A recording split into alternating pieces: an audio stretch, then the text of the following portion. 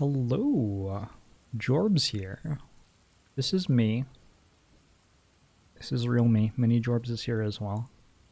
I have this awkward thing going on where I am currently on a world record rotating win streak in Slay the Spire, and I want to put it up on YouTube so people who watch on YouTube can see it. But the first two runs of the streak were played in a late night stream where I was listening to music and didn't have webcam on and stuff. So, because I was listening to music, the audio is muted, which means if I were to put this on YouTube, it wouldn't be great. So, what I'm going to do is I'm going to rewatch these, just talk about what's happening, play some rain sounds in the background, chill out. We're starting with the Watcher run. We have a really cool act path going for us. Lots and lots and lots of elites. We got an Orichalcum from the whale, which is pretty much already all you need to get from the whale to be able to kill a bunch of Act 1 elites. And yeah, let's play some Slay the Spire, or watch past Jorbs play some Spire. I've had a lot of people ask me if I would do like VOD review type content. And my problem with this sort of content is that it's very difficult for me to have a better idea of what's going on than I did at the moment of the run, right? When I was actually playing this run, I was fully intently focused on like what was going on in the map, what was going on in my deck, which cards I had already, which fights were coming up, how long it had been since I last picked up a potion. Stuff like this is just going through my head, and I've practiced a lot playing runs of Slay the Spire like that, so I'm generally pretty good at keeping track of that stuff while I'm playing. But when I'm watching, like if I wanted to know what was in my draw pile right now, I couldn't find out unless I'm going to track it myself. And as of right now, we still have basically the starter deck, so sure, I have a pretty good idea what it is right now. But it does make it a bit harder to get into the moment and talk about exactly why very specific things are happening. So rather than trying to break down individual turns in very, very complicated ways, I was mostly thinking that this would be more of a high-level analysis of what goes on in the run.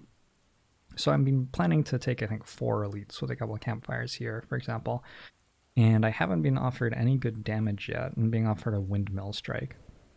Watcher really loves adding retain attacks to her starting deck because combining eruption with attacks is very important in so many different fights. If you can draw eruption on the turn where Lagavulin doesn't attack you and play a bunch of attacks with it, for example, that makes the fight so much better for you. And windmill strike's, in my opinion, a very poor card. Not a good Watcher card. But in Act 1, it's going to deal good damage against Gremlin Knob on the right turn. It's going to deal good damage against Lagavulin. It's going to be okay against Sentries, probably. And I believe it's a Slime Boss Act. See, this is another thing that I could check whenever I wanted if I was actually playing. But there's a decent chance it will be okay against a boss. I don't expect it to be very good in like Act 2 hallway fights and stuff like that. It's just a little bit slow for the faster parts of the game. But you see how that button said it would heal me for 20 and then it healed me for 21? That's because of fruit juice, by the way. But for right now, we just need an attack like Windmill Strike to keep us going. I took Tranquility. I don't really know why exactly. I mean, it's a good card. I don't know if there was anything particularly exciting about Tranquility here that made me take it. Looks like I have lethal in 2 turns, and I'm just trying to work out what to do. Presumably strike, pass, and get 6 block from Orichalcum, but I don't know. Maybe past Jorbs had a different idea.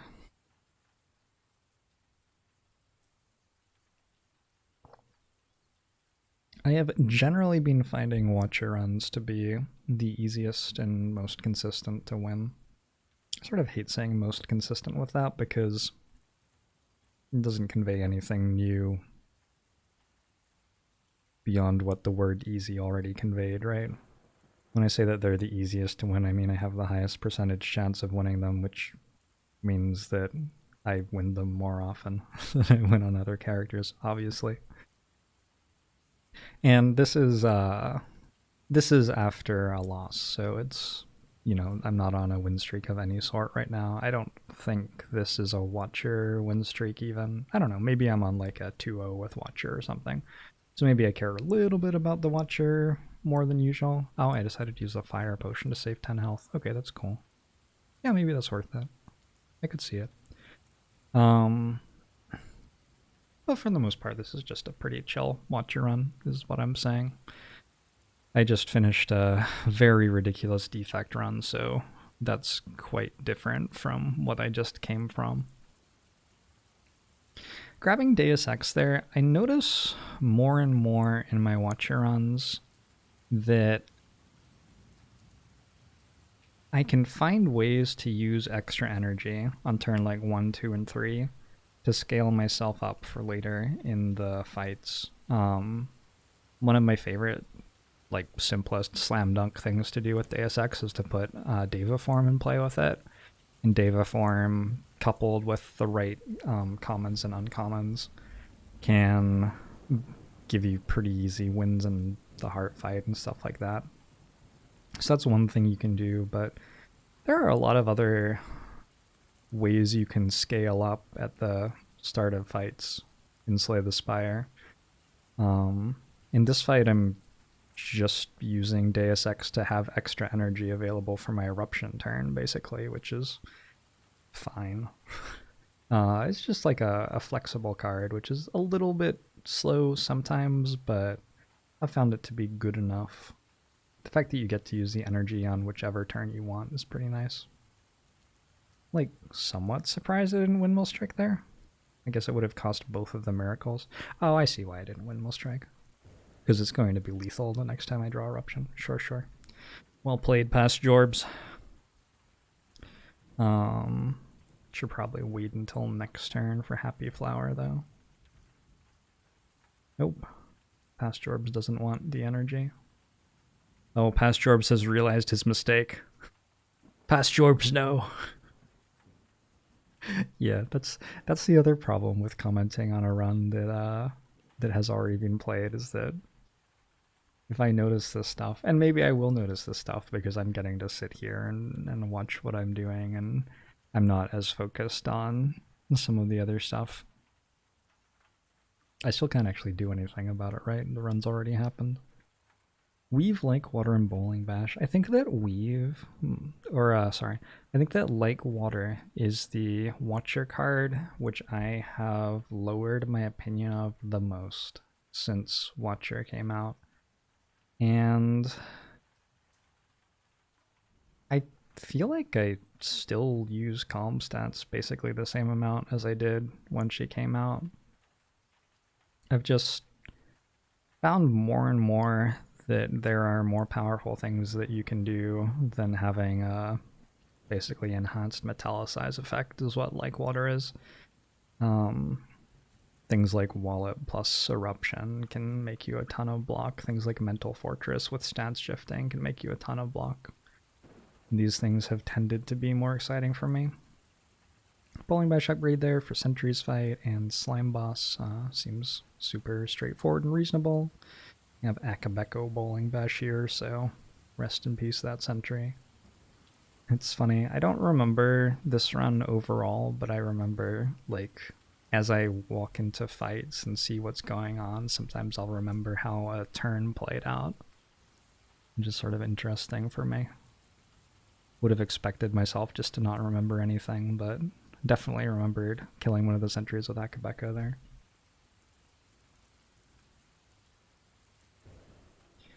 Overall feelings about this act are that we've gotten very many relics.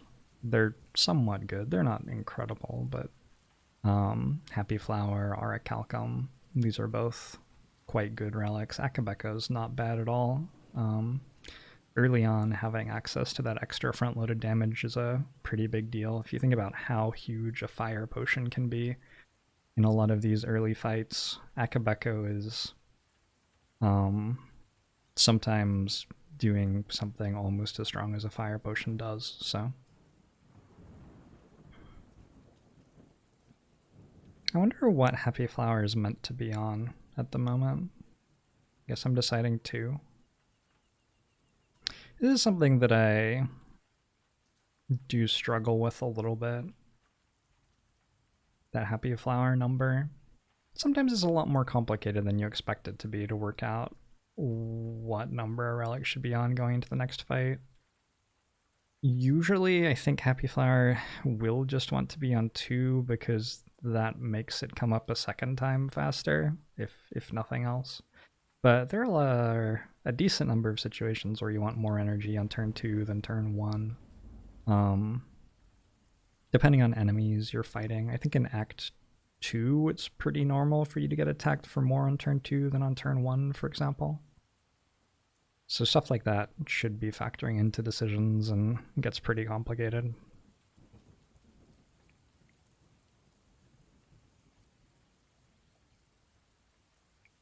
Hypnotizing colored mushrooms. So I was not on like a particularly relevant win streak here, and definitely decided I could just kill the mushrooms and also the elite fight, which I actually think is pretty true. There's a campfire before the slime boss. I think I was also planning not to rest at the campfire, so it's a situation where just looking at the deck that we have, the relics that we have, the situation that we're in, sometimes you want to push really hard and Slay the Spire to make your deck stronger and stronger and stronger. You are limited by how many floors there are before you like get to the boss fights, right? On floor 50, we're going to be walking into Act 3 boss fights. On floor 56 or whatever it is, we're going to be fighting the heart. And there's no way to avoid that. You can't like get more floors. And so anytime that you're going through an act and Slay the Spire and you're not aggressively pursuing the relics that you can get from fights and stuff like that, you're risking putting yourself behind to a point where you eventually lose the run because you're just not as strong as you could have been. So, in this situation, pushing fairly hard, taking a very aggressive path through this act, and the reason here is because we have relics that I believed were strong enough to justify that. You can sometimes, I don't know that looking at your relics is, I mean, it's definitely not the only thing to be looking at when making decisions like this, but sometimes if you look at your relics and you like have a dream catcher and a kettle ball, those are actually relics which are going to give you value over time if you stay alive but aren't doing anything for you yet. And so sometimes you can look at your relics and recognize, oh, actually, it behooves me right now to take a safer path through the act so that I can get my value out of these relics. But I think in this situation, and I think maybe for me more than most other players of the game, just in general, I tend to push very aggressively, especially in Act 1. I don't know about the signature move pickup. I know why I picked up signature move. I picked up signature move because I want to be able to beat Slime Boss without resting, and I have a Deus Ex Machina. Deus Ex Machina, right? I have a God from the Machine. So, the idea with picking it up is that I can use my extra energy from Miracles to play it, hopefully while in Wrath stance, which is pretty easy against Slime Boss because you can be in Wrath stance for 3 turns before you actually get attacked by phase 1. And Wrath stance signature move is just 60 damage, so that ends the fight and gets me out of the act. And if I can get myself +1 strength at a campfire, and the only cost is having a signature move that isn't going to be that great in other fights in my deck, I'm actually generally pretty happy with that trade at the moment in this run. Lifting, lifting, lifting. 21 health with an Aracalcum, an Akabeko, +1 strength. 2 defensive potions is not very dangerous against Slime Boss. Watcher has generally got very, very, very good stuff for killing Slime Boss. I imagine that Slime Boss will die next turn. just to keep you in the loop on how I expect this fight to end up going. Yep, yeah, you're dead.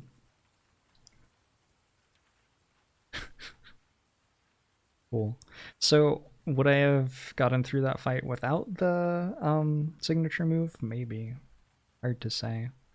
But picking up the signature move seems really safe, and there's a pretty decent chance we'll be able to play it later in the run as well. I think that Watcher can get away with having 1 or 2 sort of clunky cards early game. I was looking at rare cards for Watcher actually, and just feeling like they were so much stronger at the start of runs than rare cards for other classes. And I think the reason is that, like, when I take an Omniscience here, for example, or if I took a Deva form or something like that, I often feel like my Watcher decks can get away with having that card and just drawing it and not playing it. A lot of that, I think, is that for the first act of the game, most decks are just trying to get better at dealing single target damage, and the Watcher already has incredible single target damage out of Wrath stats just right from the start of the game. And coupled with retain cards, which you can use to make sure you're playing attacks on the turn you want to play attacks, it feels like she gets really good at dealing single target damage without investing too much, and that lets you sort of fish for something strong, some like strong combination of late game cards much earlier on in a run. Whereas if I was playing Ironclad, I wouldn't be taking a demon form in Act 1 and feeling happy about it very often at all. On Watcher, I could see myself taking an Omniscience in Act 1, and, you know, it's not a great card in Act 1, but I can expect it to be better later. I imagine that I'm trying to work out if I want Pandora's Box or Runic Pyramid here. I cannot imagine myself possibly thinking about Busted Crown. I'm sort of surprised I didn't take Runic Pyramid yet. We're taking Pandora's Box? Okay, sure. That's surprising to me. Hold on, let's look at that. Why did I take Pandora's Box? Where are my cards? So I've added Windmill Strike, Tranquility, Deus Ex. Well, all 3 of those have Retain, and so does Protect. So 4 of the cards that I've added, 5 of the cards, Flying Sleeves as well, 5 out of the 8 cards that I've added to my deck so far have Retain. Yeah, I guess that's probably why. Oh, I also have a signature move. so actually 6 out of the 8 cards that I've added so far either are indifferent or get worse when I pick up Runic Pyramid.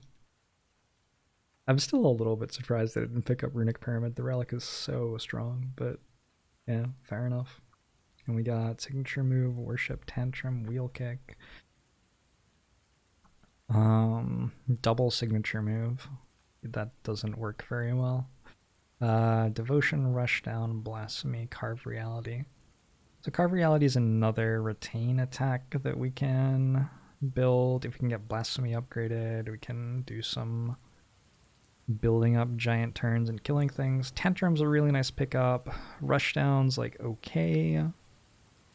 Overall, this is a little bit janky, and we have a lot of 2-cost stuff in a deck that doesn't have a 4th energy. But we do have a Deus Ex, and we have... Sorry, that was a little bit too far. We do have a Deus Ex and we have a Happy Flower, so that alleviates the problem with the energy a little bit.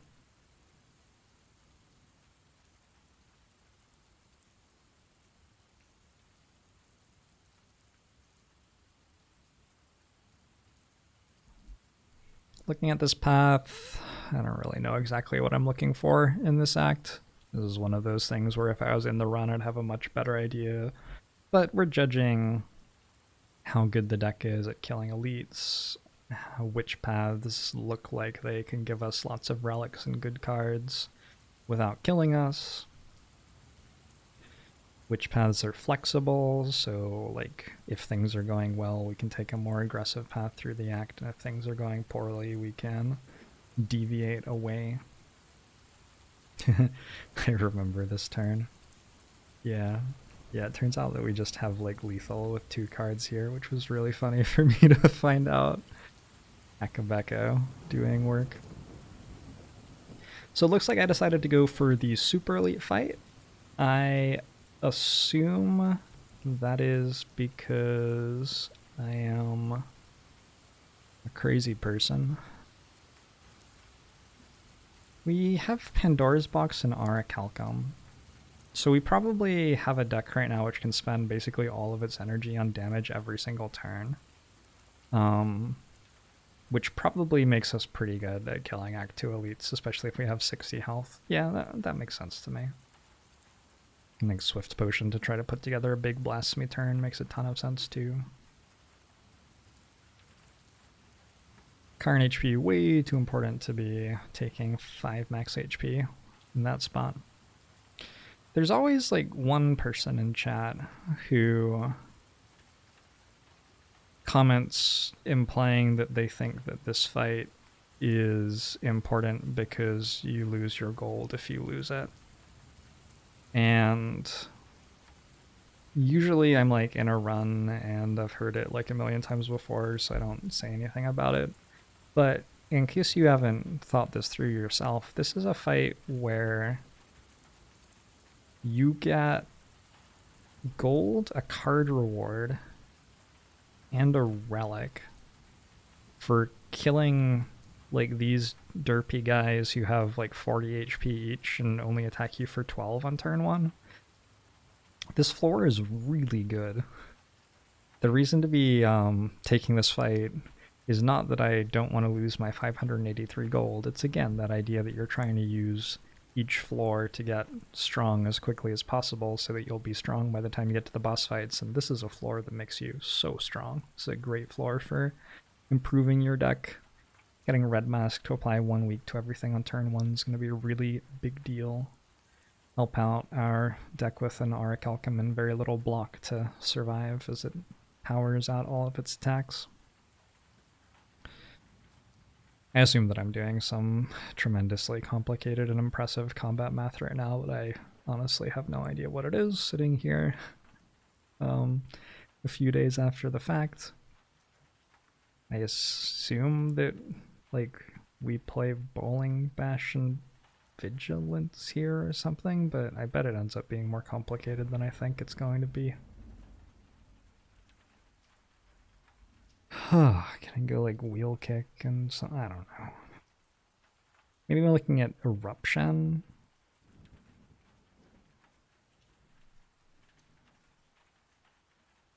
Go like Vigilance, Miracle, Eruption, Bowling Bash. I don't know. We'll find out soon.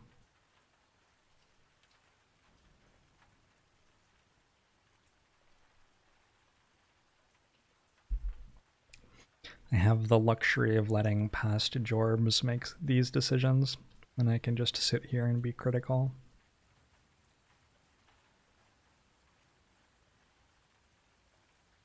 Sure. Is that it? Yeah. So thinking about taking 6 damage to do a little bit more on turn 1. That makes sense to me. I think the idea there is just that my deck isn't very good at blocking, right? And so if I full block on turn 1, chances are that I'm going to be taking damage on turn 2 as well.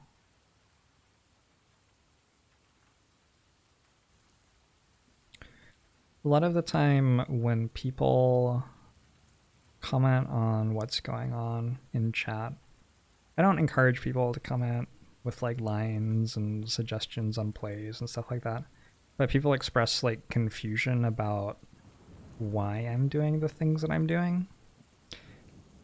And so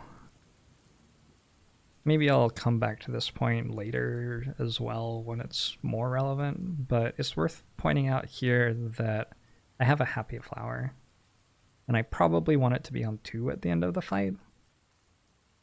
And so a ton of the time when people are like, why didn't you just kill the guys, sort of thing, the answer is just like right up here in the relic bar. It's, you can just look at these. There are a bunch of different relics in this game which care about what number they're on at the end of a turn. At the end of a fight, rather. Are we killing here? I assume that we just kill here rather than taking another 6 damage. Seems sensible. Yeah, looks like we killed. All right. Sorry. Since this is like a world record streak here, I'll give you the entirety of the footage. It feels like it would be improper to skip over things for posterity, right? Oh my gosh, look at, he's just going to play the attacks, dealing lethal damage to the enemies. Oh my gosh. How does he do it? All right, cool. And I assume that we take Battle Hymn? Or is this a like water because of Aracalcum and Tranquility? Yeah. And we have we recently picked up the attack that puts us in calm stance as well, right? Fear no evil, I believe. So we have an Aracalcum and a like water. Generally in this game, a general rule is that if things happen at the same time, they happen in a way that favors the player. And so something like a like water isn't going to stop Aracalcum from going off as well. Which means if we're in calm stance, we're just getting 11 block out of nowhere. Pretty sweet.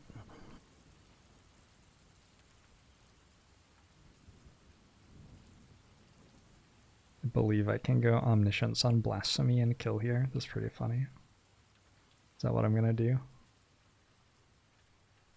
Wait, no, I have Rush Down. Oh my gosh, I remember like actually doing this. the problem with Rushdown is that if it like draws another signature move, all of a sudden I can't play either of them, and then I have Blasphemy played, so I just like die potentially. Oh, it turns out I can just do it with Wrath Stance even. Cool. So we're checking along through Act 2. As far as how this deck compares to other decks that might be in Act 2, this deck is quite good at dealing damage, which is how you're going to kill every Act 2 elite, basically. In Act 1, generally you kill the elites with damage, but sometimes you can like scale in weird ways against Lagavulin, and sometimes against sentries as well. You end up scaling up in sort of weird ways. Gremlin Nub you definitely are going to kill with damage. In Act 3, against Nemesis and Giant Head, you can often block and outscale them using blocking. That's probably more normal than killing them quickly. But in Act 2, unless you like specifically are silent with Malaise against Book of Stabbing, you pretty much just have to kill the enemies really fast, or else they're going to outscale you and absolutely like just delete you from the run. And so this deck's quite good at that. This deck has the ability to spend a lot of energy on attacks and really has little ability to do anything else. So it makes a ton of sense to me right now to be going through this act trying to take advantage of that. Trying to get those Act 2 elites so that we can get relics. Being pretty happy just resting at campfires. Nothing wrong with that at the moment.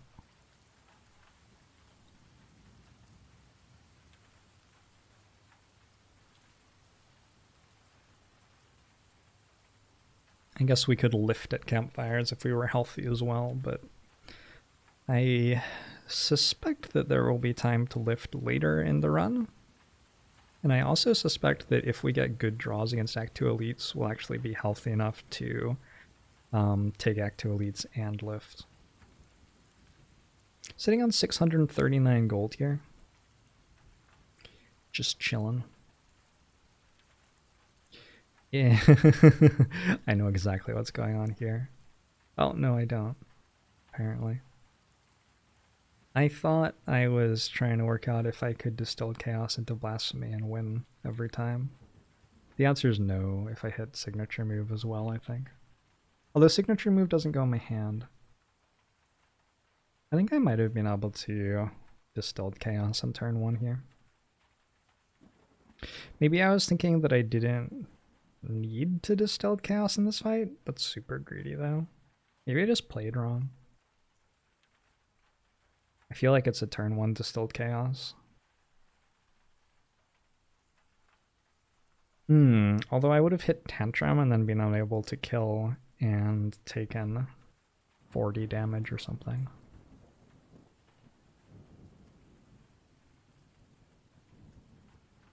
What a crazy spot.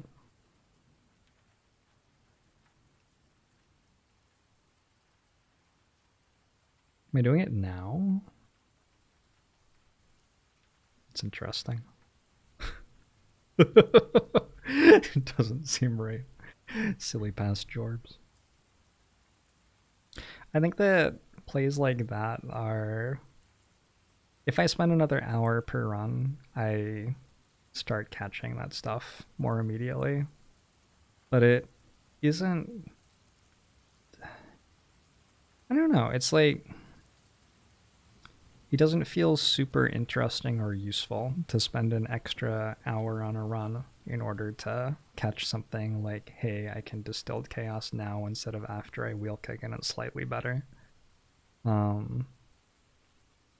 Generally, it feels like I improve faster if I'm not focused on that at all. Generally, it feels like the run is more enjoyable to play and to watch for viewers if I don't do that.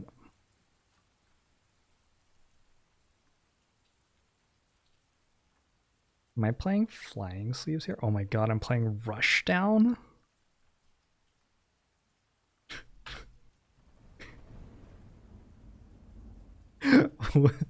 What a play. I guess the plan is to rest at the campfire, huh? And I've just decided that I don't need 6 health by playing Protect. My suspicion on, like, watching it back here is that I could have played Protect there and been fine, like, every time. But I'm willing to believe past Jorbs if past Jorbs saw that there were enough draws that left me unable to kill Book of Stabbing the next turn. I think what might have been going on is I might have been thinking I needed to have the miracle available in case I drew Omniscience. Which makes sense. I can buy that. Just went to a hallway fight, and the reason is that I'm going to a campfire before Elite. Sure, makes sense. I think maybe this path also gets like one more good floor somehow or something like that. This looks like it's basically a turn 1 kill.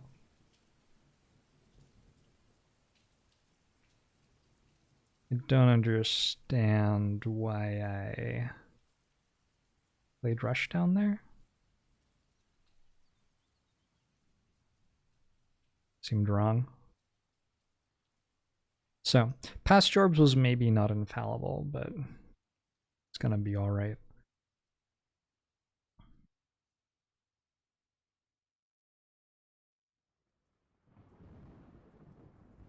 Maybe this will be more useful for me than I thought it would be.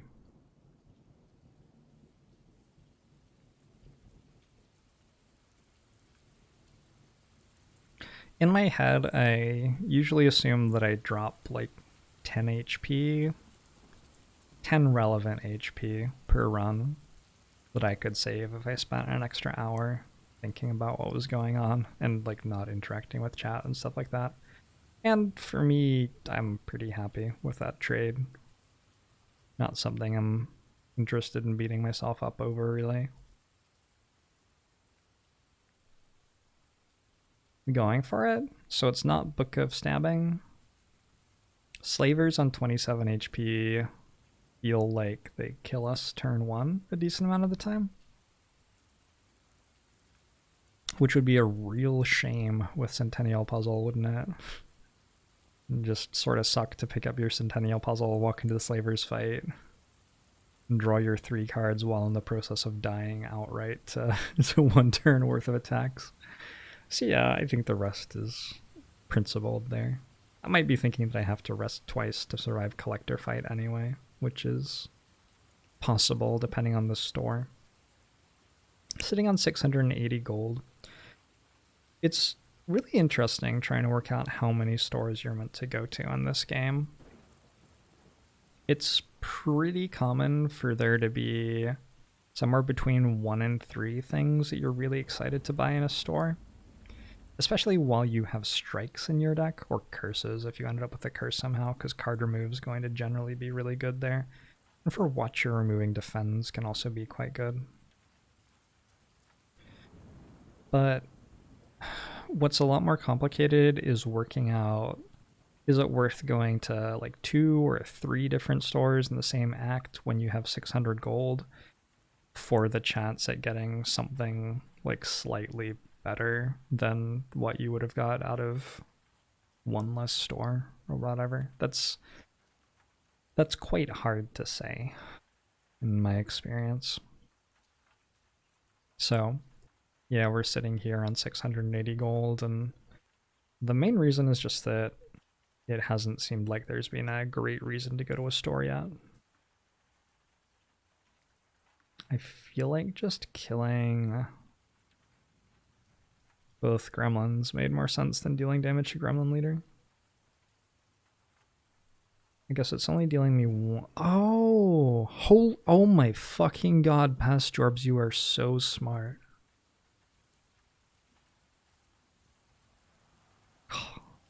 I'm sorry. Stop backseating you. I apologize profusely.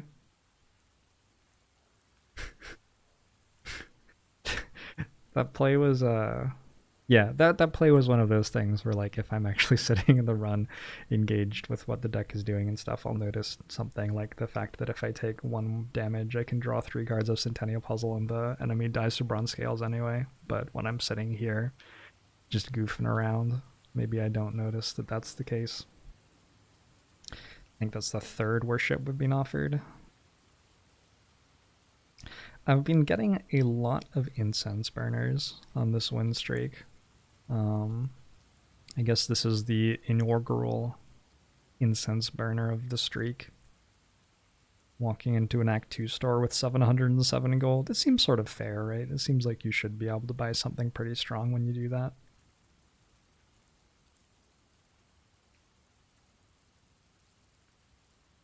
I'm not entirely sure what I'm meant to be doing here. I think probably when you have Omniscience, you're meant to take a wish, sure.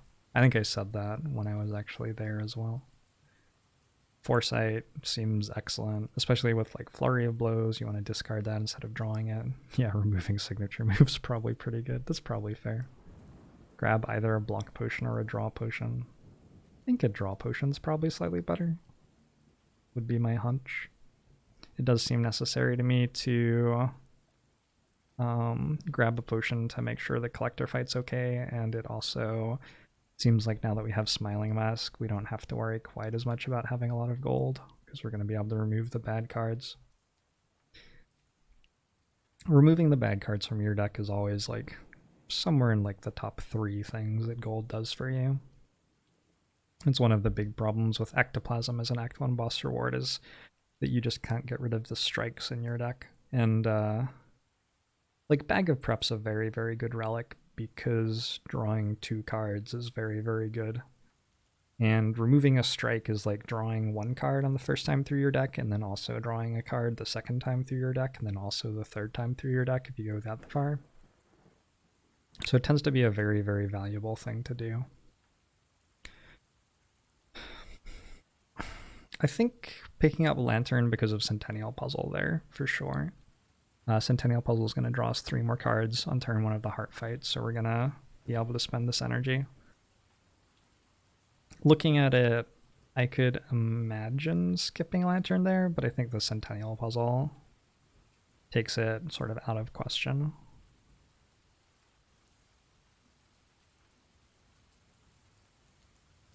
I think that was deliberately not sinking the bird because we have bronze scales, but I'm not sure.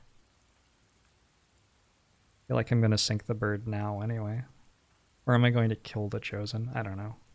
Anything could happen. This is so exciting. Past Jorbs has powers that I'm incapable of reasoning with.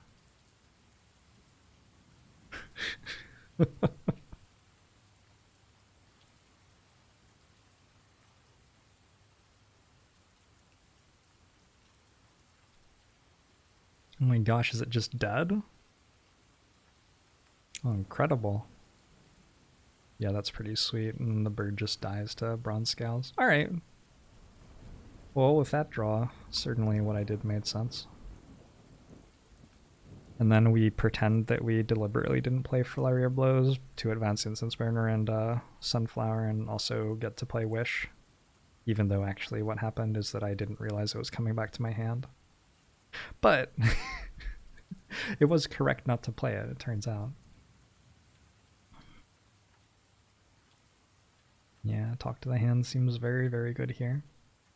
Nothing unusual about that. Talk to the Hand is one of those cards that's going to be great in almost every single Watch Your Run.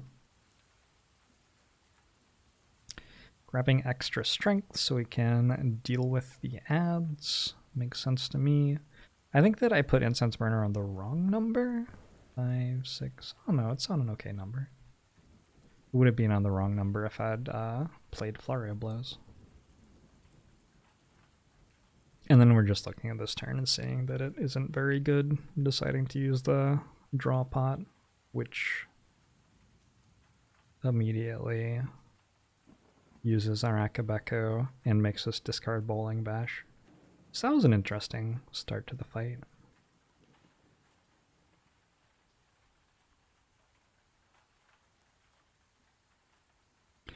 I wonder what Past Jorbs is thinking this fight win looks like. Because present Jorbs assumed that we were going to mostly want to kill the ads and then survive for a while. It looks like Past Jorbs thinks we're just fucking killing the Collector. You know, I like this guy. I enjoy his style. Past Jorbs is just looking at the Collector and thinking 300 hit points, that's adorable. Come back with twice that many next time. I do have like 2 worships and a blasphemy and +2 strength, and I have an incense burner on one of the attack turns. So yeah, I guess I see how it adds up. This is again one of those things where I feel like I would be able to make some very confident decisions about this while I was playing the run, but watching it back post facto, post factum? Is that an ablative or an accusative? I don't know.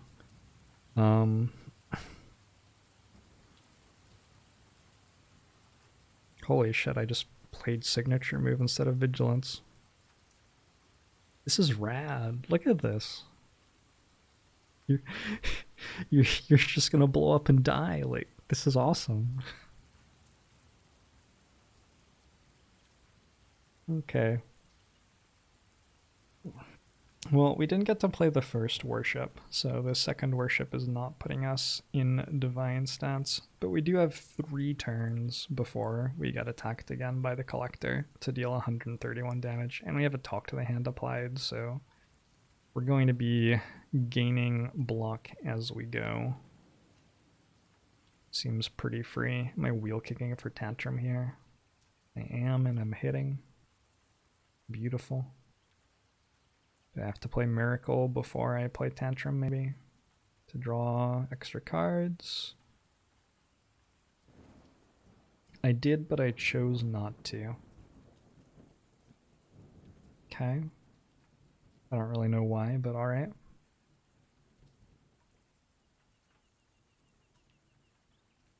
It looks like this kills every time, so maybe the answer is that this kills every time. So I figured killing every time would be pretty good. Could definitely be the answer. Killing the ads to advance incense burner seems like the obvious play here.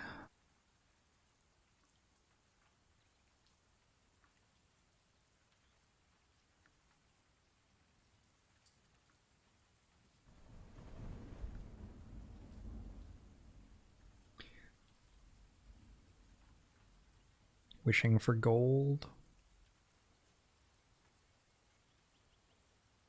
I wonder how the collector feels right now.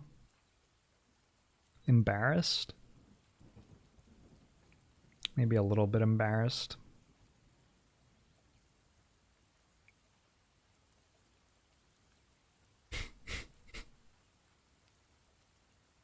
I think that Wish is very good metascaling.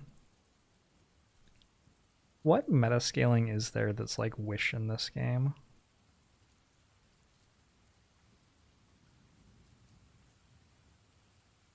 Maybe Reaper? The fact that Wish can be used to do something strong for you in the fight that you're in, but can also be used to metascale for you, and it can be used to metascale for you on any turn. It's not like Feed where you have to kill the enemy with it, or Lesson Learned, or... I guess Self-Repair and Genetic Algorithm work the same way. But they can only be defensive, whereas Wish can be defensive, offensive, or just pure metascaling. Wish is a card that I've been valuing increasingly highly, I think. Higher and higher. As I've gotten better at playing this character. It feels like as I got better at playing the character, I fairly rapidly got much better at getting ahead in runs as well. And once you're ahead in a run, all of a sudden you can play your Wish a lot more often and get gold from it, and then be even further ahead and turn it into a boss fight win at the end. I'm sure that I'm like saying that maybe I shouldn't take Snecko for like 10 seconds before I take Snecko. I believe I'm like contractually obligated to do that so that the devs don't catch on that it's broken and nerf it. The general thing with Snecko Eye is that the way that it's weak is that it is possible for you to get bad hands with it. And it's not that much more possible, really, than it is with a different boss relic, because even though your cards are changing costs, you get to draw 2 more of them. And so if you think about bad hands in this game, often a bad hand in this game is just like a hand that doesn't have any block cards in it, for example. And with Snecko Eye, it's way harder to get a hand that doesn't have any block cards in it because you draw 2 more cards. Boom. Just like that. But it is conceivable in some decks for Snecko Eye to make your deck less consistent. And at lower ascensions, especially when you don't really need anywhere near as much power to be winning runs, because, well, at Ascension 5 you just don't need to do that much compared to at Ascension 20. The fact that Snecko Eye can make you draw a bunch of cards that cost too much does have some drawback. I think another thing is that at lower difficulties in this game, you shouldn't do this probably, but I think it is somewhat normal for people to build very one-dimensional decks at lower difficulties in this game. Like the silent deck that has Noxious Fumes and block cards, for example. And once you get to Ascension 20, you get to a point where you really need to be building decks that can do lots of different things. So in this fight, for example, I need to do single target damage. And in literally every other fight so far this run, I also killed everything with single target damage. But this run may be a bad example.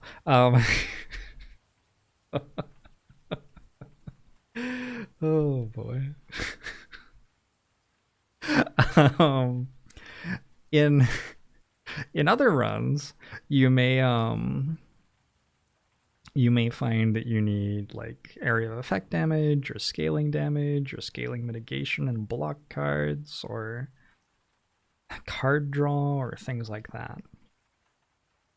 And so when you play a run of Slay the Spire and the difficulty of the game forces you to diversify the things you're doing so that you can try to do the best thing possible on each turn, drawing only 5 cards becomes a larger drawback than... am I seriously going to do that? Like in case I pick up Potion Belt? What a machine.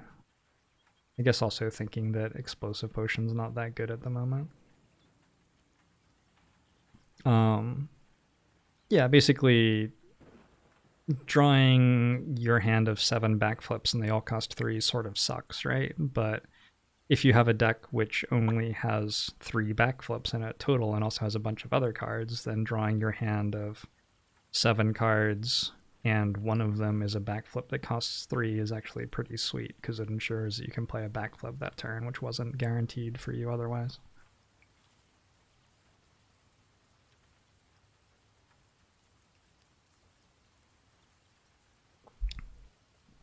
So anyway, this is a sort of long-winded way of saying that I think Sakuai is very strong at Ascension 20 because at Ascension 20 you don't really have the luxury of playing around the weak things about it. You sort of have to lean into those, and if the eye bites your hand, then your hand is bitten. Am I going for gold here? Oh my god. I think I might just do this like offline without recording myself doing it, just like to enjoy myself. What a wonderful thing. Greetings, transient. Turn 2. Ah, yes, my favorite turn. I will gain 50 gold. Your go. God, I fucking love it. Yeah, I don't think that Sneckai needs to be nerfed or really should be nerfed. I think that nerfing it would be silly for people who are playing lower difficulties. And I think that the game should generally be balanced with lower difficulties in mind more than higher difficulties. What's going on here, past Jorbs? Oh, we're okay. Sure. I was silly to worry, I apologize. So this deck has turned into like a really janky deck. We did not know we had a Sneckai until the end of Act 2. So we have a bunch of cards that don't really make much sense with Sneckai. Tranquility is probably not the best card with Sneckai, for example, and we seem to have 2 of those. I would tend to say that Flurry of Blows is not the best Snecko card, although it's also not the worst Snecko card ever. If we get some Scry going, our deck will be a lot better. We'll be able to discard the cards that don't really make sense with our Snecko, and you get to discard Flurry of Blows. It costs 0 in your discard pile, so when it comes back it will cost 0 still, which is a nice extra bonus. If we get like 1 more Spirit Shield was a really nice boss card reward to pick and then get Snecko after. If we get 1 more of those, we might be in pretty good shape.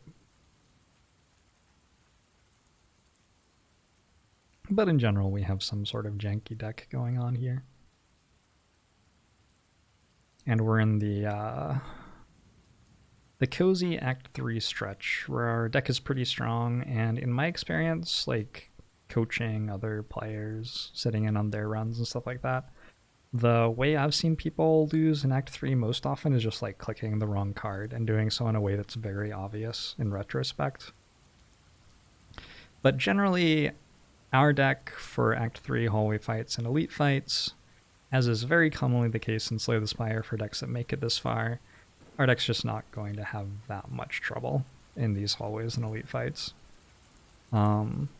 we built it correctly enough that it is prepared to kill this transient. And will be prepared to kill most of the other hallway fights that it can run into in Act 3. It could theoretically have trouble against Reptimancer, but honestly it feels like it would be pretty difficult. It could take damage on turn 2 against Nemesis, but it's going to be difficult for it to take much damage other than on turn 2. Against Giant Head it should be completely fine. Act 3 often feels most dangerous if I don't have the green key yet and I just get a really bad path. I have to take a bunch of hallway fights in a super elite. So, you know, it can be nice to get the green key before Act 3, but I mean, obviously that's true. Sometimes you don't get to do that because it's too dangerous. Act 3 can be dangerous if there are no campfires in it. I don't know, honestly. It's generally a pretty chill time in Act 3 until you get to the Act 3 boss fights, which can be a little bit scarier. Well, sometimes you have a deck that can't be Reptimancer, I guess. Reptimancer can be pretty spooky. We have a deck that's pretty good against Reptimancer to begin with, and then we also have an explosive pod. So, for us, I think we're okay. I remember this star. I was trying to decide whether Toy Ornithopter or Medkit was better. Ornithopter definitely goes up in value when you have an Entropic Brew, right? Because we could hold this Entropic Brew all the way to the Heart Fight, and then the Entropic Brew by itself is going to heal us for 15 in the Heart Fight, which is tremendous. That is a lot of health extra for the Heart Fight. The only problems are, 1 would be freezing our potion slot until the Heart Fight, and 2, we wouldn't be buying Medkit, I guess, pretty much. If we grab Medkit instead, we get to like play the burns and the wounds that we run into in the Heart Fight. We get to play the burns in the Act 4 Elite fight, which is really nice. That's worth like 8 HP in that fight, just because it's worth 8 block in that fight, might be the better way to put it. It doesn't necessarily translate into actual HP.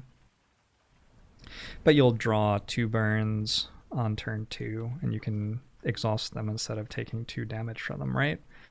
Which is not quite as valuable as gaining 4 HP, because you might be able to just full block on turn 2 anyway, in which case that didn't matter. That's increasingly likely when we have an Incense Burner. We're probably going to try to set Incense Burner up for turn 4 already.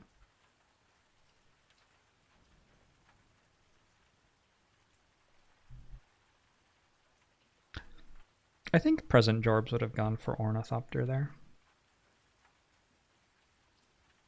Am I thinking about Nemesis being difficult, maybe? I could see myself maybe thinking that Nemesis was a little bit spooky for this deck. And Medkit definitely helps against Nemesis. Medkit doesn't do anything against Donu Deca or Time Eater, or Awakened One, actually. They all put statuses in your deck, but the Voids and Dazes exhaust on their own, and the Slime you still have to pay 1 energy for. Medkit doesn't make it so you can exhaust that for free. So the remaining fights where this Medkit does something are Nemesis, Reptimancer, Act 4 Elite fight, Heart, and miscellaneous hallway fights that we don't care very much about. I guess Spheric Guardians. If we get the event where we fight 2 Spheric Guardians, the ones that put burns in your deck, that would be a spot where it would make a difference.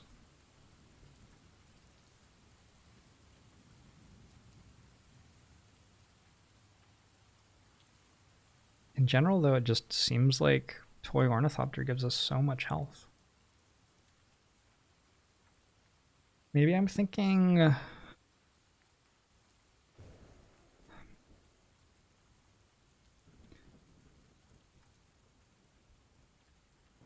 I don't know. It's not like medkit's bad, right?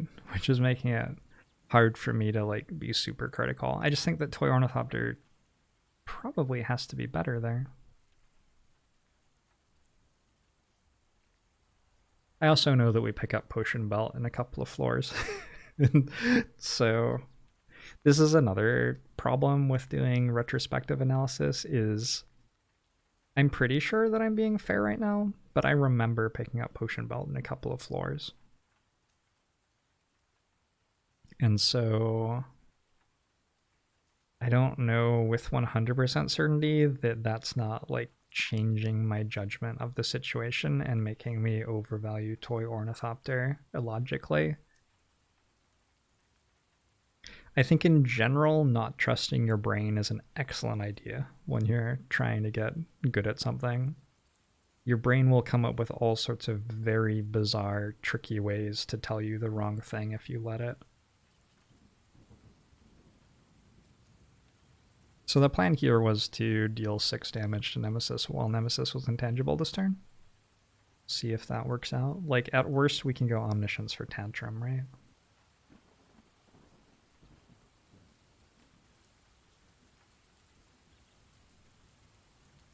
And the decision there was whether I wanted to discard Wish so that I could Omniscience for it when I was scrying. Because if I Omniscience for Wish, I get an extra 25 gold. But the problem is that, you know, maybe we die while we try to do that.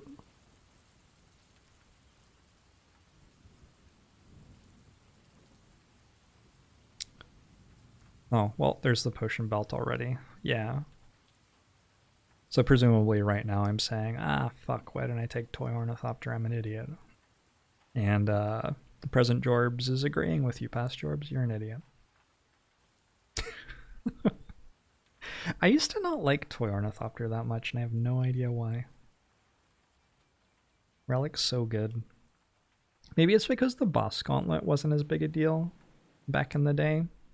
Before Ascension 20 in Act 4, you just fought one boss at the end of your run, and now you basically fight 4. And so staying alive through that boss gauntlet is a really big deal, and Toy Ornithopter does an incredible job of... like, it doesn't just sustain you, but Toy Ornithopter lets you bank HP in your Potion Belt as well. So, like, if you compare it to Pair, where Pair gives you plus 10 max HP, Toy Ornithopter sort of does that as well as giving you the sustain over the course of the run, because if you have 2 potions in your Potion Belt going into a fight, you can gain 10 current HP in that fight. It's sort of like having 10 more max HP overall. So the Relic's really good.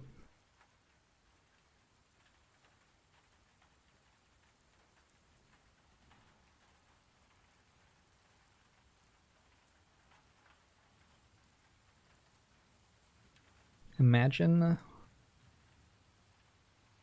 It's been a long time since I last made VOD review type content offline by myself. I've made some offline content, but it's like doing Spire side chats or... Let's see if I have the discipline to actually play the non-attack cards first in this fight. I highly doubt it. It's so much work.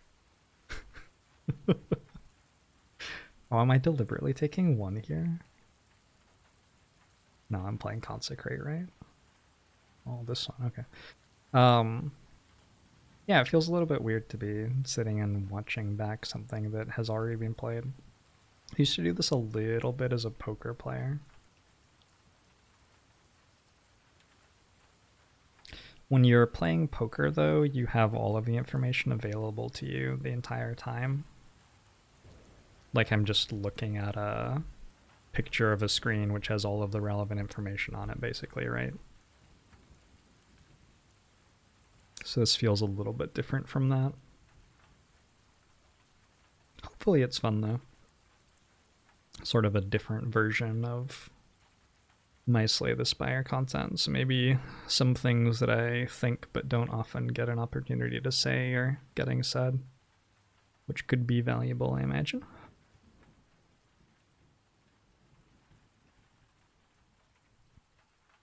a lot of the time, your Act 3 fights just sort of feel like, I don't know, if there was an auto-resolve button, you probably wouldn't mind using it for these.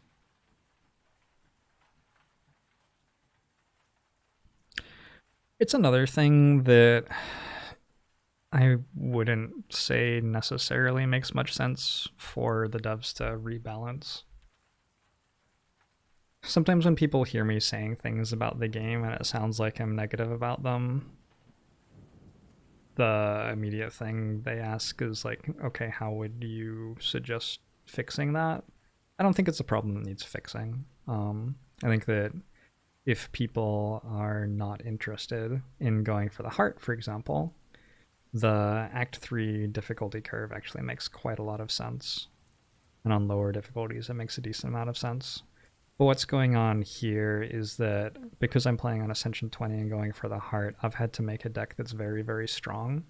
And so I had to very aggressively pursue elites. I had to take like an omniscience at the end of Act 1 because I needed some scaling. And maybe I wouldn't have done that if I was playing on a lower difficulty because, you know, I would have just taken a card that was good against Act 2 elites instead or whatever. And so a consequence of that mechanical thing that's going on is that for an Ascension 20 run that's going to the heart, often Act 3 just ends up being relatively easy compared to the other parts of the run. I don't think there's anything wrong with that. I think that's fine by me.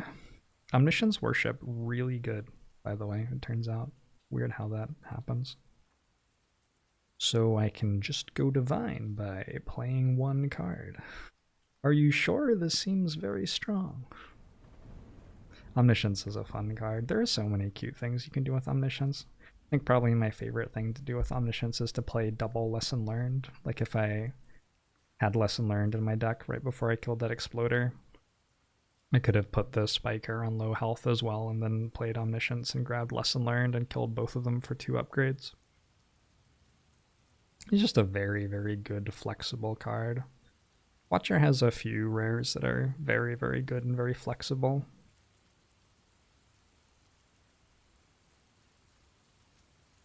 Trying to think of ones other than Omniscience and Wish. Having said that. And then I got a white beast statue and still didn't have Toy Ornithopter. Forehead. Whoops. So I guess this store is picking between Waffle, Gambler's Brew, Card Remove, and saving for Act 4. Those are the things we're picking between.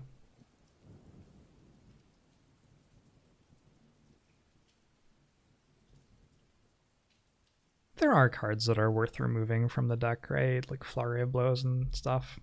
The thing is, when you're drawing 7 cards and your cards that you draw do so much, it's sort of okay for there to be a few bricks. And so we're not getting that much value out of a card remove here. This isn't... There are other decks which don't draw enough value to play good turns. And a card remove becomes very important, like getting rid of all of your strikes and maybe some of your defends even as well. Avoiding adding damage commons to your deck if you can get away with it, because you just won't be able to afford to draw them. Because you need to like draw your Piercing Whale and get your Noxious Fumes down, because your Noxious Fumes is your only source of damage and stuff like that. There are silent runs where that happens, and there are ways for the other characters to have runs that sort of feel like that, and it becomes very important to remove cards. But this is a run where like I have an Omniscience, I have a Wish, I draw 7 cards a turn. Some of the cards in my deck are pretty janky, but it doesn't matter that much. If I like removed... What do I even remove? A Tranquility, maybe? Like, it wouldn't like upset me if I removed a Tranquility, but it seems completely unnecessary. If I had a Strike in this deck... Oh sure, that's sort of a Strike. Yeah, I mean, that seems fine. I don't think it had to happen, but I don't see anything wrong with it either. We are in a situation where I am so surprised I didn't buy Gambler's Brew. Gambler's Brew seems like it makes it impossible to lose. Really? Wow. Alright, past Jorbs. I guess past Jorbs wants a sweet relic from the Act 4 store. I respect the hustle. I respect the hustle. I don't. Aren't we just gonna buy a Gambler's Brew in the Act 4 store? Like, if I walk into the Act 4 store with, I guess maybe we'll have like 220 gold or whatever, and I see a bunch of relics, it is unclear to me what common or uncommon relic, which I could afford, I would purchase over a Gambler's Brew in this situation. That just seems like it's incorrect. But yeah, we're in a situation where I must be better than 98% chance to win the run or something at this point, assuming I don't do something incredibly silly. Like, maybe for that to be true, I need to make sure that I put my incense burner on 4 at the end of this boss gauntlet and make sure that I'm intangible against the Act 4 elites and stuff like that. Sure. Maybe that's true. But in general, I think that it's very, very likely that I win right now. And so maybe I didn't buy a Gambler's Brew because I was like busy like jamming to the music I'm listening to or reading chat or something, and I can't really blame past me for that at all. Present me is not listening to music and does not have any friends to talk to. I'm alone here in my office, just chilling with you all. I had a nice orange cream soda, but I've finished it. Yeah, really everything's going downhill here. There's a little bit at the bottom of the bottle. We'll be okay.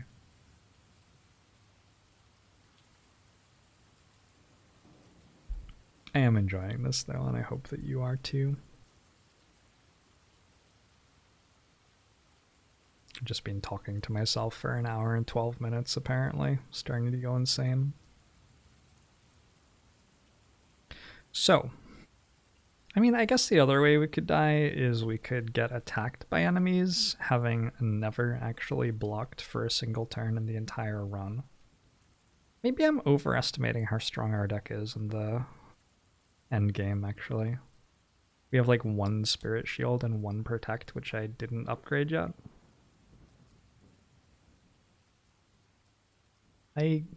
Okay. I can see how that could be potentially problematic. We're looking at Omniscience, making a bunch of somethings.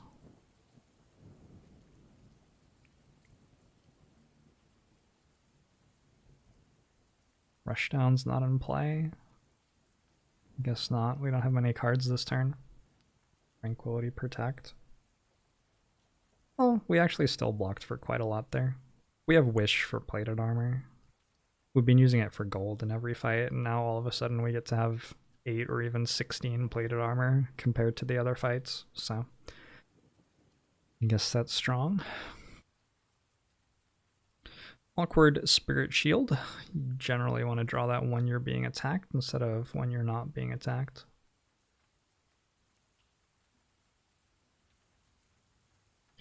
The late game is... it's unique because your deck has had such a long time to become different from all of the other decks that you've ever drafted or built, or whatever the verb is for this game.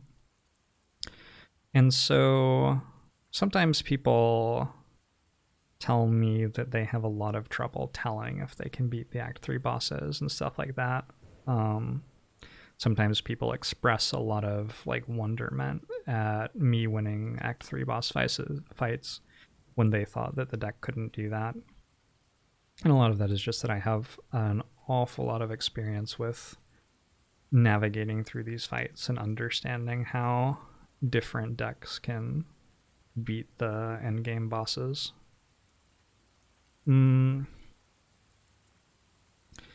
But there's also this flip side thing where, oh my gosh, Do we have Vigilance?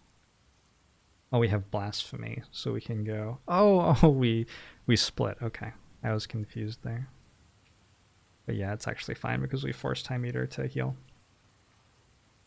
The flip side of the coin is by Act 3 and 4, your deck is able to be so far ahead of the difficulty curve. It's pretty unusual in Act 2, for example, for your deck to be really, really, really strong. But that actually happens quite a lot in Act 3 and 4. You can just have a deck which is way stronger than it needs to be to win the run by that point. And it becomes a matter of executing the right way and paying attention to what's going on. And so I think if you're not familiar with how different decks play in different boss fights, maybe it looks like really impressive to see someone cruising through a boss fight. But you might be like overestimating how difficult it actually is for the deck to win the boss fight. Like, it may actually be the case that the deck is really, really, really strong, and you're comparing this to like a fight against the Slavers or something where almost no deck can be that strong, but this deck has all of the tools that it needs to win. In this situation, like, maybe 98% was too high, but I feel like this deck's really strong still. We'll see. Maybe I'll lose. This is the first run of my world record win streak, so I think I probably win, but maybe I'm misremembering. I'll have to see what happens. Isn't just like going Holt and Fear No Evil completely fine here? I don't know what I'm really thinking about. Maybe whether to play Windmill Strike as well or something like that. Keep in mind that I have another 35 HP in the potion belt because I bought Toy Ornithopter. Wait, what? Wait, Jorbs, what are you doing? Where's your Toy Ornithopter? Okay, keep in mind that I can play the Slimes for 1 energy because I bought fucking medkit. Maybe I thought it was an Ironclad run or something. That could be it.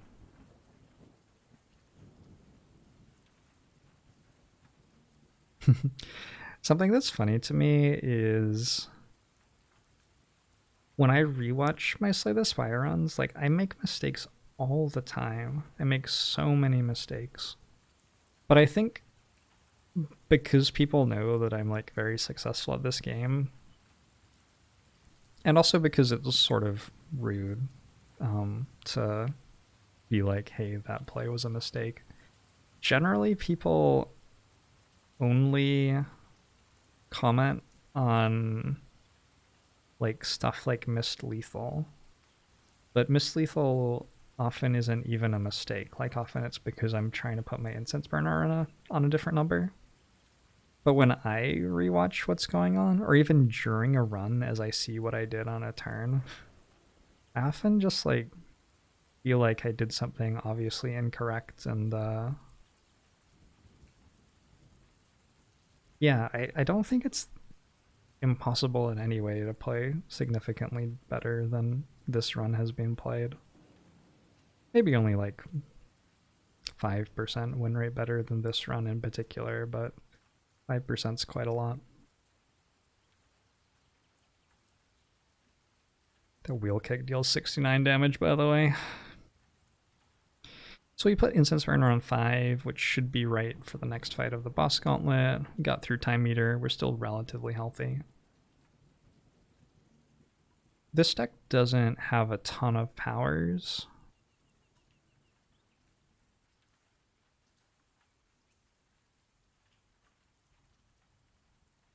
I suspect that Awakened One is a little bit easier for it than Donu Deka, but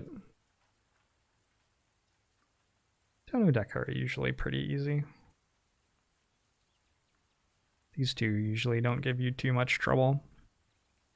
Time Eater will sometimes challenge a deck which tries to spam a lot of cards or doesn't get much value per card, I guess might be a better way to say it.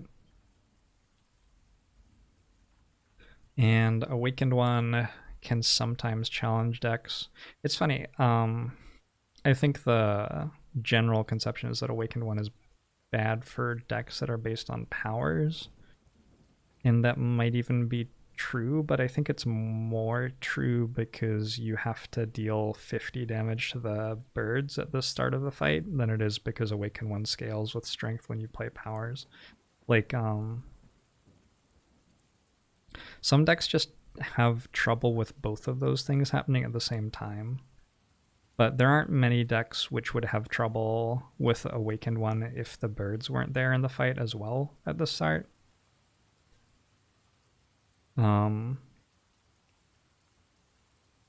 just like wouldn't be that much pressure. You just wouldn't have to play your powers anyway, sort of thing. So yeah, I think this deck probably does slightly better against Awakened One than Donu Deka, but probably fine. Donu Deka is a fight which doesn't test your deck for much of anything. It's just sort of like, is your deck shit? And then you're like, no. And then Donu Deka are like, oh, well, you win then. Which is very kind of them.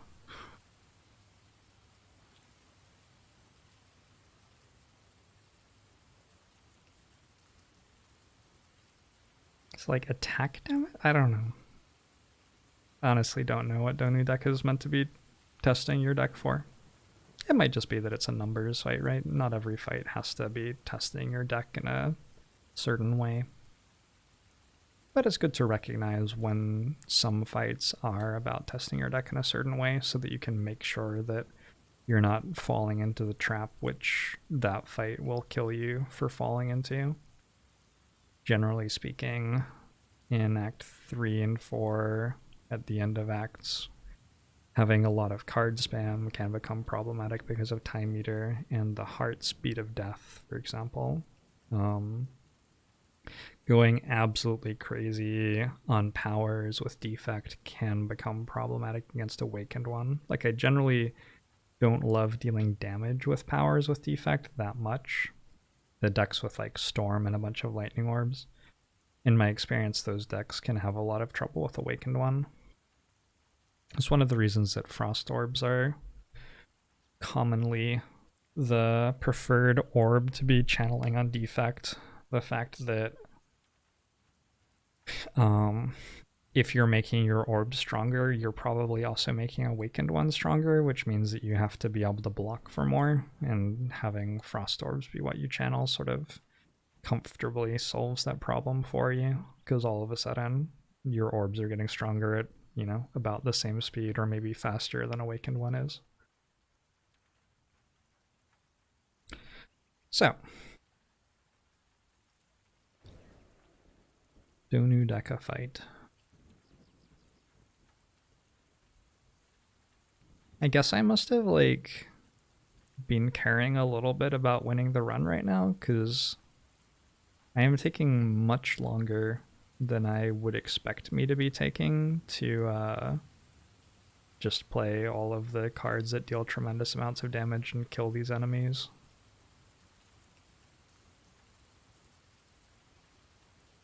Don't I just like have lethal on Donu right now? Maybe I don't. Oh, that only deals 10. Wait, I don't. I played Talk to the Hand afterwards?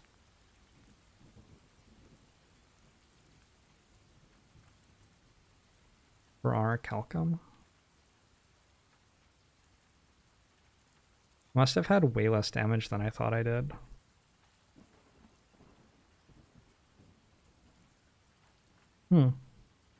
Yeah, I guess I was doing the math on how much damage I had and I just didn't have enough. But another thing is that I was setting up this divinity turn. Hey, medkit value. Getting rid of the dazed faster lets us draw more cards with wheel kick.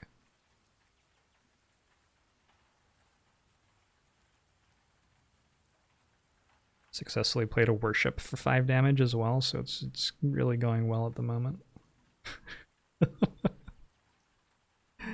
I guess ideally we would end the fight this turn, but we're not going to be able to, which means that we're going to have to end the fight 6 turns from now if we want to get our incense burner on the right number against the Act 4 elite, which can sometimes be interesting. Sometimes a deck like this just isn't that great at blocking, and so it has to work out how valuable is that intangible charge exactly. In this situation, we have a meal ticket, so we're not going to have to rest at the next campfire anyway.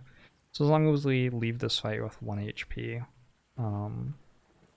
there's no cost to stalling, really.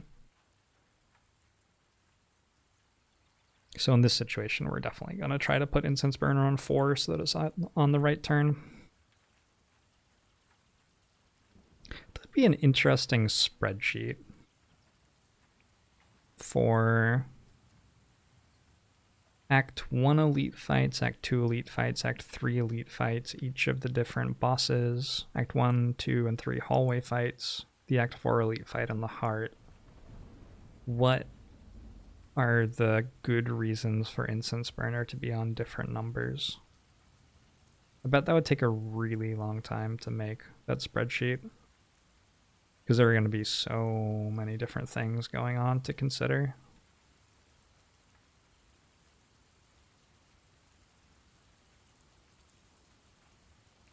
It's probably one of those things that you just sort of can't make a spreadsheet for. You just have to judge it in the moment.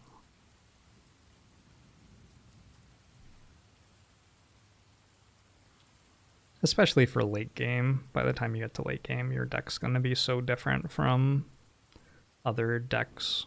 There's going to be something unique about it, which is going to encourage you to do things a little bit differently.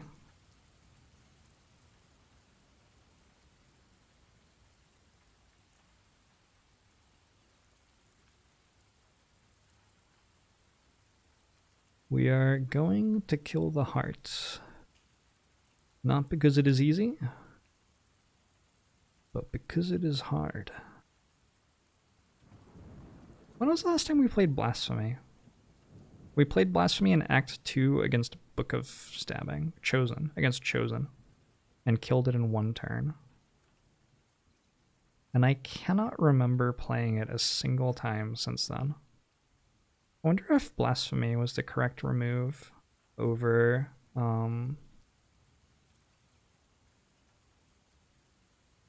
whatever it's called, the 5 AoE damage card. Did I have Talk to the Hand at the time?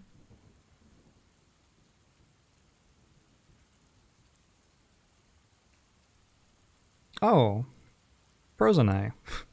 There you go. I wonder if that's like the only relic. Probably orange pellets would have been better than a Gambler's Brew as well. Frozen Eye gets really good playing the game at high difficulty for all of the reasons that I've talked about, like card draw and understanding what your deck does and manipulating cards and so on and so forth. Already. Sorry about the sentence fragments.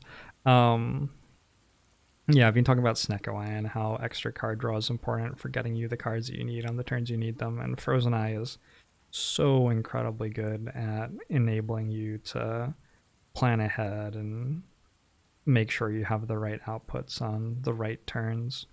It can give you the information that you need to not play a draw card because you don't want to draw the cards that you'd be drawing with it that soon. It can give you the information you need to maybe like retain 4 cards instead of 3 cards here, so that you only draw 6 instead of 7 with Snecko Eye next turn, to change which turn you draw a particular card on later. It's just an incredibly, incredibly, incredibly strong relic.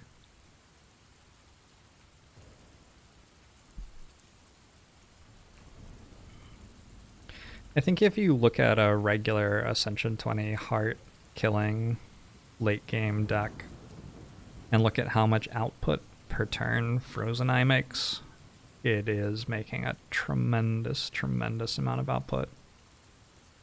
You do so much more of the right thing on the right turns for it when you have this relic and you use it correctly. And maybe it's a little bit hard to use correctly, so maybe that's fair that it is so valuable, but gosh, it's powerful. Certainly not upset that it became a store-only relic, because I know that some people are not super interested in like planning out the next 4 turns of their fight on turn 1 as they look through their draw pile. I think like past Jorbs is one of those people right now. It seems like I'm pretty happy to just take it 1 turn at a time, more or less here. Yeah, it used to be a relic that you could actually find anywhere in the Spire, and that was a little bit much. It's a relic that you sort of feel like you want to have a choice to like submit yourself to that suffering. It feels a little bit bad if the game just like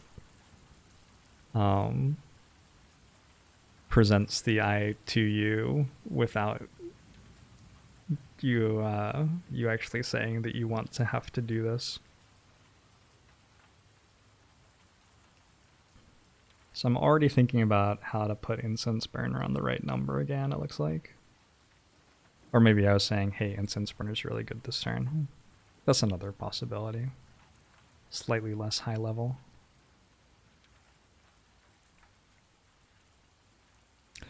Omniscience for worship and then just kill them all.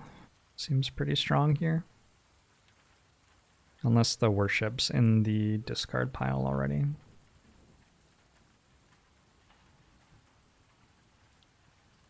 Guess gotta work out which one we're leaving alive as well. Because we want to get Incense Burner back to 4, it's somewhat important. 3 or 4. Against the Heart, Incense Burner on 3 or 4 is going to give you a turn of Intangible on the first attack cycle while you are vulnerable and frail, which is a really big deal. And then another nice thing about... Oh, I just already had... Okay. Another nice thing... oh my god, it does how much damage? There aren't any numbers between 1 and 2, or 2 and 3. So unfortunately, there was no way for the dubs to like make it so Divinity didn't do 3 times as much damage. That's just how math works. And so unfortunately, you have to have wheel kicks that deal 90 damage if you're going to... Yeah, I don't know. Divinity deals an awful lot of damage, doesn't it?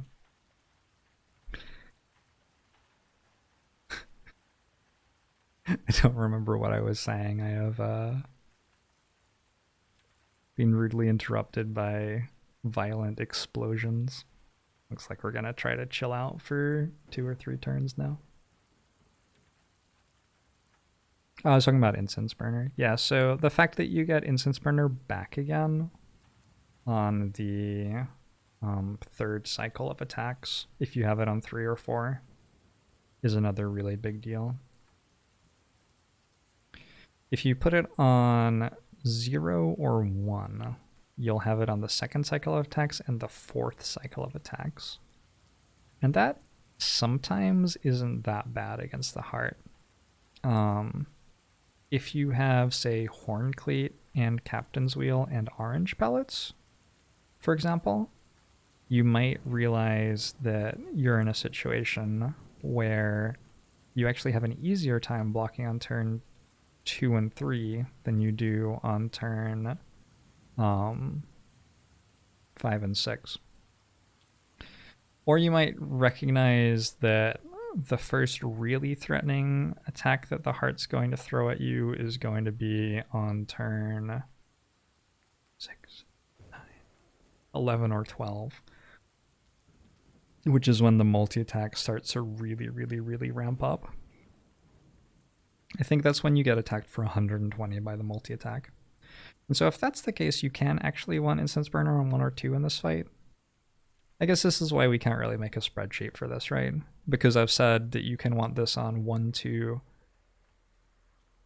No, 0 or 1, sorry, not 1 or 2. I've said you can want Incense Burner on 0, 1, 3, or 4 for this fight, reasonably.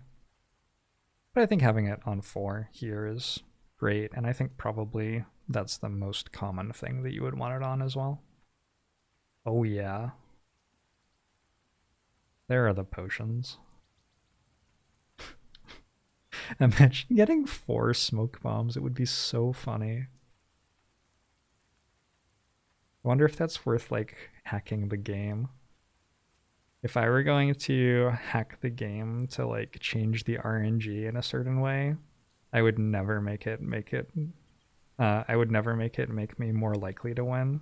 But if you ever see me drink an entropic brew in this heart fight and get 4 smoke bombs, that's when you should be suspicious. And I'm gonna be laughing my ass off if it ever happens. That's my dream occurrence in a game like this. I just want the game to murder me in the most unreasonable possible ways. I want to lose in a way that I get to laugh about, you know?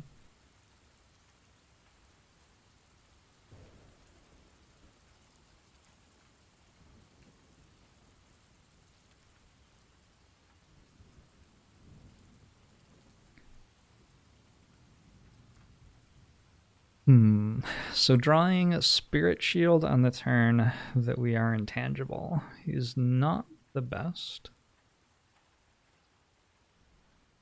But we picked up a second Spirit Shield, right? I believe we got a second Spirit Shield from the Act 4 Elite Fight reward, unless we picked Foresight Plus. I wasn't paying full attention there.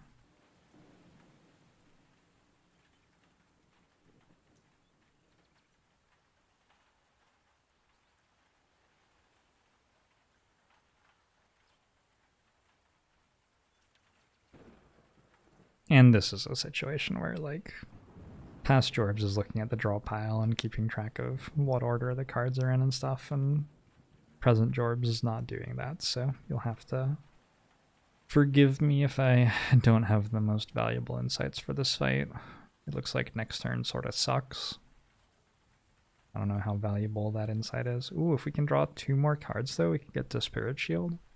Ooh, we have a Centennial puzzle. I bet there's a way to make that happen.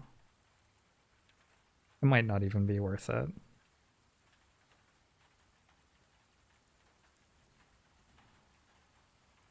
Like, it could be a lot of work to do for not even that much block. Spirit Shield looks like it's blocking for 20 with a full hand, so that's not nothing. But it's not like a billion block or anything.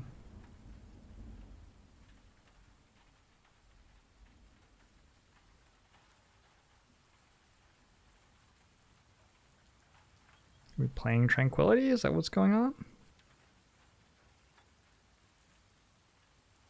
Cool. Alright, sure.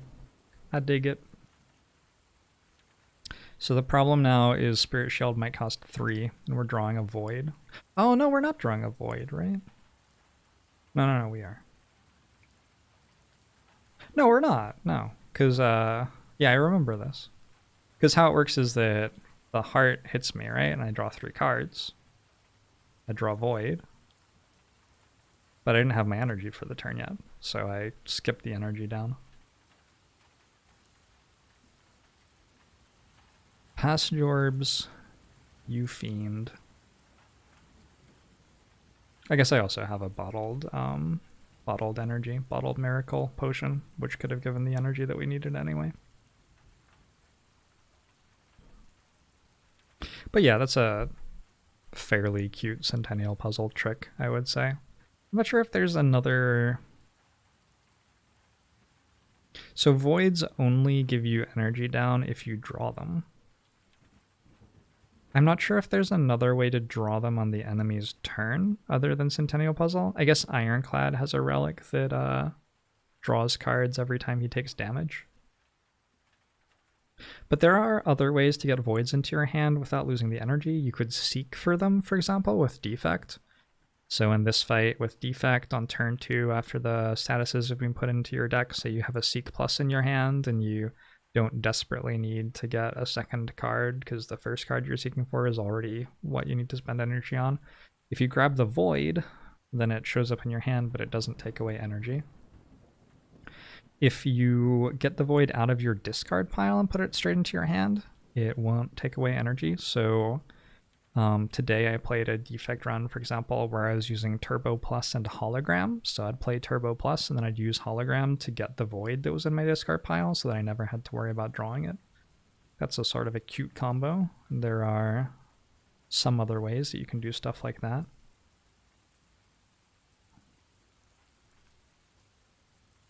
And then also, if you draw Void with 0 energy, it doesn't like give you -1 energy. So another thing you can do is you could like play Wheel Kick, and the starter like training wheels rule that people have when they come to this game is generally to play your card draw first, because it shows you what other cards you have that you can play this turn, right? But sometimes it'll be the case that a Void is in your draw pile, or a Pain is in your draw pile, or something like that, a card that you don't actually want to draw until the end of the turn. And so if you wait with Wheel Kick, and then like if I played Wheel Kick now, I'd have 0 energy left after I played Wheel Kick. And so Void wouldn't be able to take energy away. And actually with Miracles, it can get even fancier. I could play Wheel Kick and have 3 Miracles in my hand, draw Void, but Void can't take energy away because I don't have any. But then I could play my 3 Miracles, and all of a sudden I'd have 3 energy again. That's one of the reasons not to play your starting Miracle with Watcher if you have Ice Cream, which is a recurring question on the channel. Why don't you just play your Miracle on turn 1 when you have Ice Cream as Watcher? It's like, I think somebody's always curious about that in every Watcher run where we get Ice Cream. Just about. So we're not getting attacked this turn. Looks like I'm just going to try to get some powers into play and stuff like that. Seems fine. And then next turn I have Omniscience for some big block card. I'll have an entire new draw pile to Omniscience through.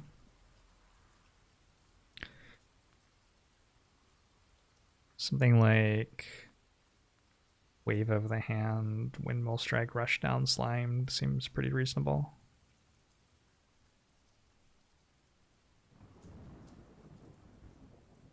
Let's see what we end up doing here. And Incense Burner is going to be back again 4 turns from now. So looking a little bit spooky, but still somewhat under control, I'd say, especially as we get more and more of our cards into play and get rid of the statuses in our deck. The Heart Fight is often like try really hard not to die on turn 2 and 3, get things under control on turns 5 and 6. Turn 8 and 9 is when like the heart's starting to attack you for a lot, but you have everything running well and you're dealing a lot of damage back. And then if you haven't killed it on turn 11 or 12, sometimes things get spooky. We did this why? To get Flurry of Blows? Oh.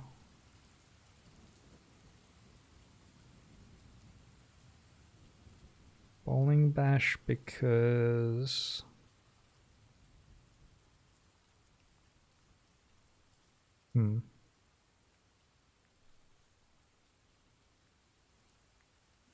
Maybe I kept Bowling Bash because I wanted a certain number of cards left in my draw pile? It's unclear to me why I didn't just draw a Sender's Bane there over Bowling Bash. Maybe I was just clicking, or maybe there's some crazy thing that I'm not seeing at the moment because I'm not actually in the run making the decisions right now. It seems to me like drawing more cards there reduced the chance that I got to Omniscience for Wish Plus, and sure enough, I've drawn Wish Plus in my Omniscience hand. And it seems to me like that's sort of bad.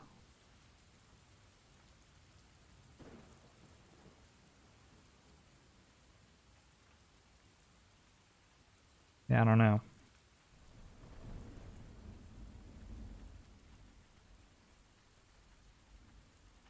Maybe I was just feeling like I needed to deal some damage.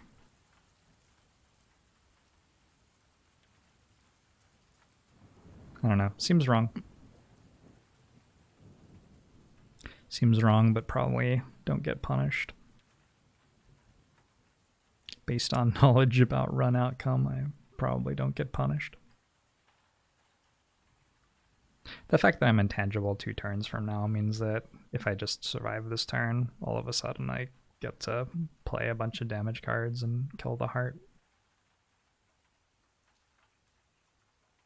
Got bronze scales too, so dealing a bunch of damage with those.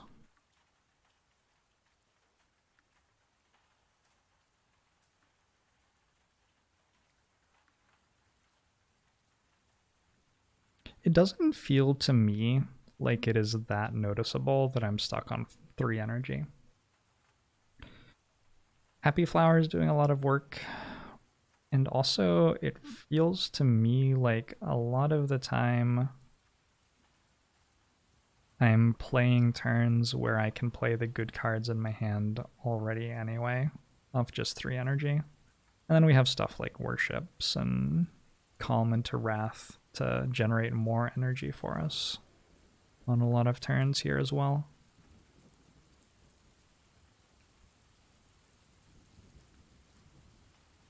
One of the most fun parts of the game for me is winning runs on low energy, and I think they're very interesting. The lower your energy, the more it feels like your run becomes about picking the right cards to play, because you can't just play every card. And so you have to really make sure that like you're playing a Piercing Wail on the multi-attack turn and stuff like that.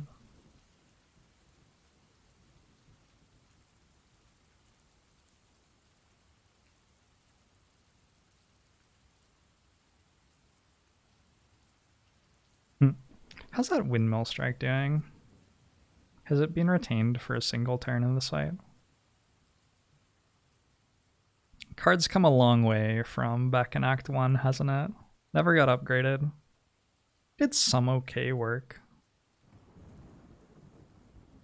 Wasn't completely unusable. I'm surprised they just drew Tantrum. But now I don't have damage next turn. I don't understand that decision either. Why not play a different attack?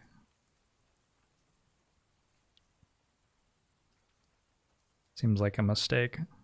This is, I think I recorded this run at like 4 a.m. or something. I woke up in the middle of the night and was tired and couldn't get back to sleep and just felt like streaming some Slay the Spire. And so I was not really intending for this to be a win streak run, and was just generally trying to chill out and have some fun with the viewers, listen to some music. So maybe past Jorbs was like a little bit off-put that he was landed in this semi-complicated janky deck heart fight with a bunch of weird things going on, and decided to just like try to play it instead of trying really hard to do everything perfectly, which I can sympathize with. I can super sympathize with that. Next turn's going to be multi-attack turn. Ooh, we have to block it? Maybe we can block it? Doesn't really look like we kill before then, even with the liquid memories. But we have Omniscience, so Omniscience for Spirit Shield should do it. And we can like kill the next turn. Yeah, the fact that we still have Omniscience there makes things not so scary, actually, I think.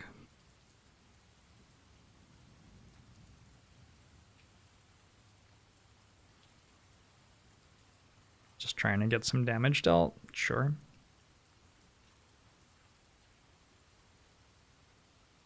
I didn't even really feel like this had to happen, but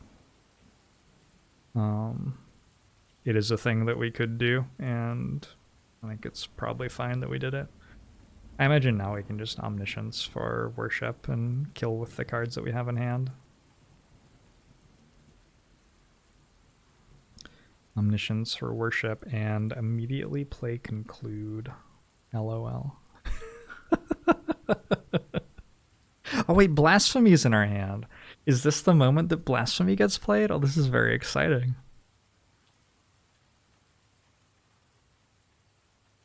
Wait, it is. Well, there you go. That's the other time that Blasphemy gets played. What a great way to end the run. Alright, cool. So it was like a bit of a janky run, but the deck just had a lot of output. And so even though we didn't have a ton of energy or anything, it ended up being okay.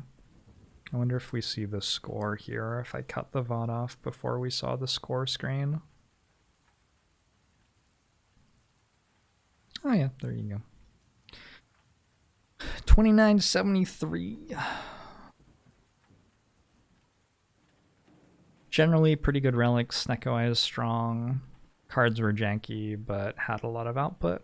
And didn't play the heart fight poorly enough to lose. is my summary of that run. An inauspicious start to the streak, but hey, we got through it. I hope you enjoyed this commentary of the run. The Ironclad run that follows it was also played with music playing, and so I'll do much the same for that. Yeah, I hope to see you next time. Unfortunately, I will have already recorded the Ironclad run by the time you see this, so you won't be able to like give me feedback on things I could change. But hey, if you don't like this version of Slay the Spire run, it's only for a couple of days and then back to usual. So hopefully it's not too big a deal. Thanks for all the support and for tuning in. Thank you, YouTube viewers. I don't usually get to talk specifically to YouTube viewers. Thanks for all of you do. Thanks for the likes and the shares and the likes on Twitter and all that jazz. Thanks for the emails saying you enjoy my videos. Always fun to hear from you. I'll see you next time.